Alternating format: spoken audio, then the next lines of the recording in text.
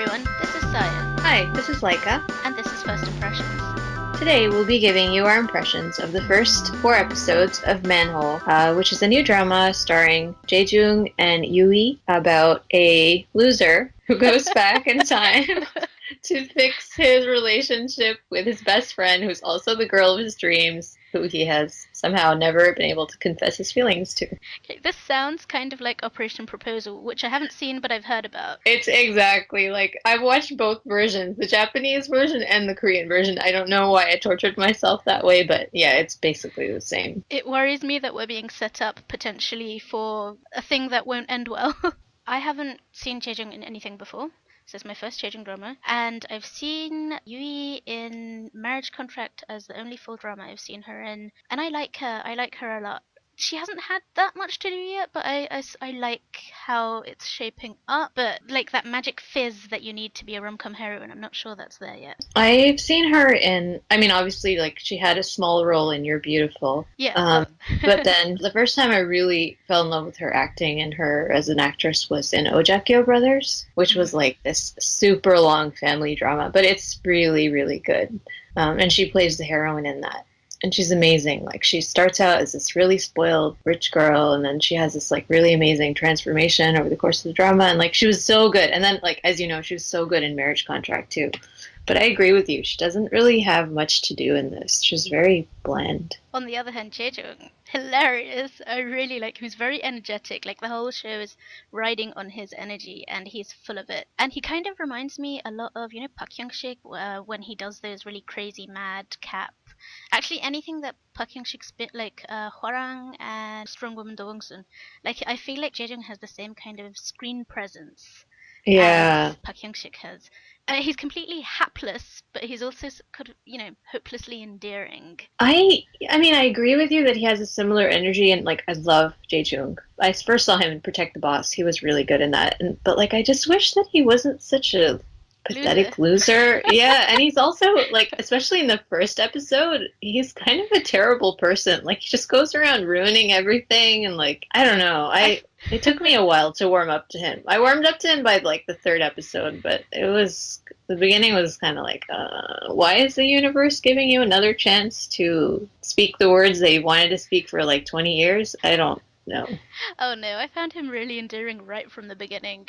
Like, he's so hopeless that you can't help but kind of like a puppy, You're like, oh, I can see you're trying and you're failing. I can't hate you, so I'm just gonna sort of love you from afar because there's no other way to deal with you.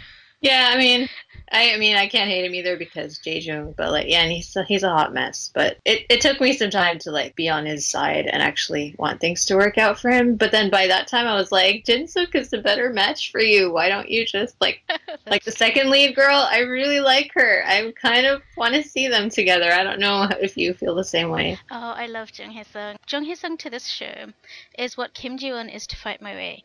She's like this no-nonsense, completely with it, knows everything that's going on, and she's not needy, and she's just so her own person that you can watch a whole show that is only her and be like, you know what, this is the greatest show ever. Yeah, and she's the only one in this group of friends that like actually has her life together. The rest of them are kind of struggling. In any time period, like whichever, whether it's in high school or whether it's as 28-year-olds in any incarnation.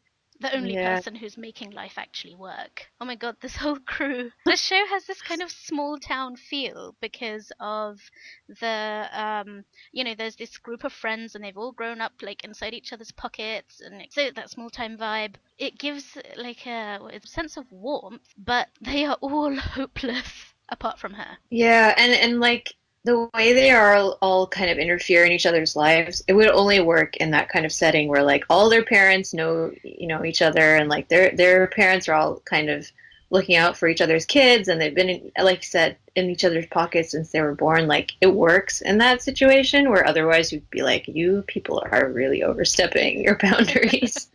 But it works. And the other sort of the 4th person in that main cast is Paro. He's just he's a secret backstabber frenemy. Jae-joong doesn't even know that he's his arch enemy. He just thinks he's his friend, but he's secretly the enemy. And he's always doing these things. dynamic's so hilarious. It's hilarious, but it actually scares me a little bit as well because I can see the potential for that to go angsty in a bad angst kind of way further down the line. Like Poirot's the kind of character where he seems harmless now, but like, 10 years down the line he's going to be a serial killer, you know? But then maybe I've been watching too many of the other types of shows. Perhaps, but I like that there's that dangerous element to it because there's not really a lot of conflict in this show. That's true. And the hilarious antics are really enjoyable to watch, but you need some kind of something to push things along. Otherwise, it's just going to be like Jae-joong running around like a headless chicken for 16 episodes, which is fun to watch. But at some point, you're going to be like, why aren't these two just together? Like, what is keeping them apart? I actually think that this end of episode 4 is a really good place for the whole show to end.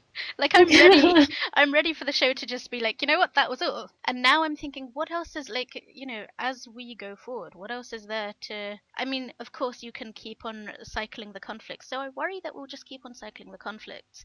Because I'm thinking, what is there that's new to add to this? Haven't we just sort of done everything that there is to do? And now can we just have a happily ever after? Oh. Especially since... Sorry, go ahead. I was just going to say, there's one other thing I wanted to say about Poirot. Have you watched Veronica Mars? Oh, no, I haven't. Oh, okay. Well, I'm just going to throw this reference out here for anyone who has. So the Poirot character really strongly reminds me of season 2 Veronica Mars and Beaver/Cassidy, and we all know how that ended if we watched it. Well, I don't get that reference, but I know there's like a huge fan base for that show, so yeah, festerfaster will I'm sure they'll appreciate it. Yes. And then she'll cry. Oh. Okay, so like the actual Manhole, it's like this swooshy big water ride. It's like the show just really embracing the campy side of things. Like, it's just not trying to be serious in any way, which I can appreciate. So, what you were saying before about how, like, where you think the show is going to go, I was also feeling that at the end of episode 4 because... as we find out, like, every time he goes back in time, everything gets reset, right? So then, like, how are there stakes? I just don't... I mean, I get that there are some stakes, but I think it would be a more fun show to watch if, like, he couldn't go back to the same place as, he goes back a little later, but then, like, he still has to deal with that, the consequences of the earlier change that he made. That would actually make it way more interesting, in my opinion. I actually really like the reset aspect because for that exact reason, because it lowers the stakes. Otherwise, the stakes get so high and you start getting kind of like, palpitations because things are getting more and more messed up. Whereas I think the whole feel of the show is meant to be a bit low stake, and the reset sort of brings it back to that level of quite sedate sort of hijinks. It's not meant to be a big melodrama. It's just yeah, it's pretty low key. Yeah, no, I agree. It definitely has that kind of tone that it's like a slice of life, but on steroids, kind of. Yeah, exactly. If that makes any sense. With a random sort of time slip thing thrown in. Right. I mean, but not kind of, in any kind of realistic way. Right, but it matches it up with a sort of the fairy tale Cinderella thing with his whole, 12 o'clock, midnight or midday. Whichever way it is, his time is up at 12 o'clock. Whether it's going into the manhole or being spat out of it back into 2017.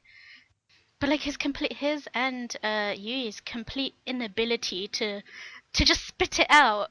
In the beginning, I found that really entertaining. I think towards the end of episode 4, if they hadn't sort of ground it into the emotions of the scene, I would have been like, why aren't you just spitting it out? Just spit it out. No, I mean, that was my main frustration with Operation Proposal as well, is that they just wouldn't talk. Like, it's like one of those situations where one conversation could solve this problem. And it's just dragged on. So I hope they give us something a little bit more, interesting in this drama.